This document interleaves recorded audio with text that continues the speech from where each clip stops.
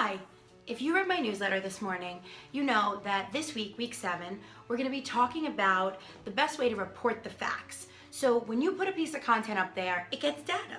It gets likes, it gets engagement, it gets followers. Sometimes it gets nothing because that's the way of the internet.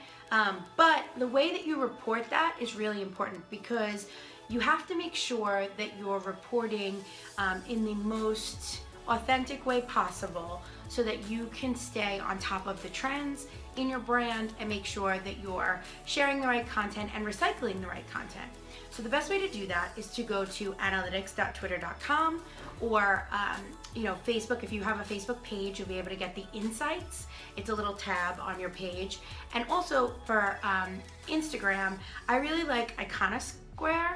I forget what its new name is because I just have it bookmarked, but it's a really good tool and it kind of tells you who liked what. And Instagram itself now doesn't really give you actual analytics, but you can see how many people favorited, how many people commented, and you can even search hashtags on Instagram.com. So that's really helpful.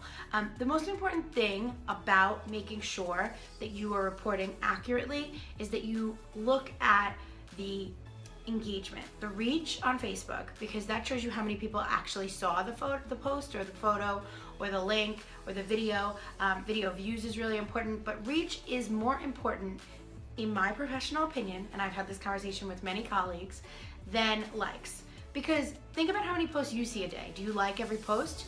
Maybe not, but you definitely remember the headline. Maybe you don't remember it 100%, but you know what you saw. You know that there was a piece of content. Maybe you looked at the brand. Maybe you bookmarked it. Maybe you'll go back to the brand.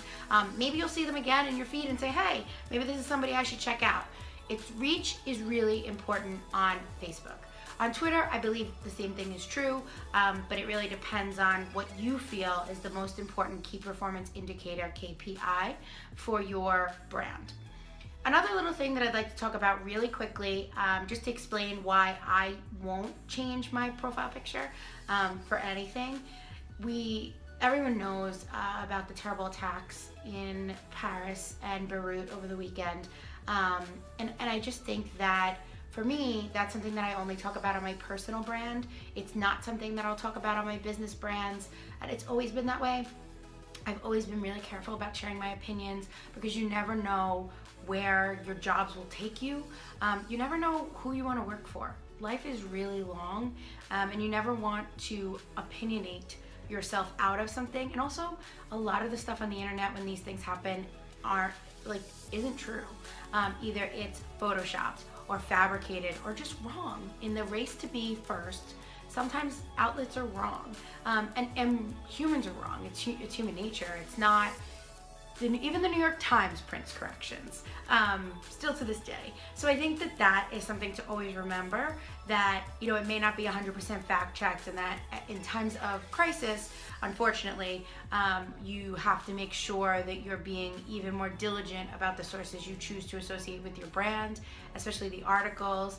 I think it's really important to be very careful about what you share. Between the events that have happened and the holiday season, you have to be really careful about what you're going to share, because you never know if all part or maybe even just one part of the fact is wrong. But you never want to share incorrect information, especially through your business when you're trying to build a relationship with your customers, your clients, your followers. Just be really careful. If you have an opinion, share it, but don't fight with someone online. If you really want to make a change, take it offline. And I think that's a better way to make an impact. I think there's nothing wrong with sharing articles that you truly believe are vetted. And I mean, there is nothing wrong with sharing your opinion. That's what the internet is about. But remember that you are a curator, and in order for you to have a strong following, you have to curate the best content, not just any content. I hope that helps. It's all kind of rolled into one, because if you don't curate great content, you won't get reliable insights. And if you're reporting incorrect facts from your insights, you won't ever know what content you should resurface. I hope this helps. I hope you have a good day. And I don't want to bring anybody down, but I think it is important to always remember that your brand is yours. Think of yourself as a mama bear, and your brand is your baby, and you gotta fight to protect it. And I think that that's really important. Be ferocious in the protection of the authenticity of your brand.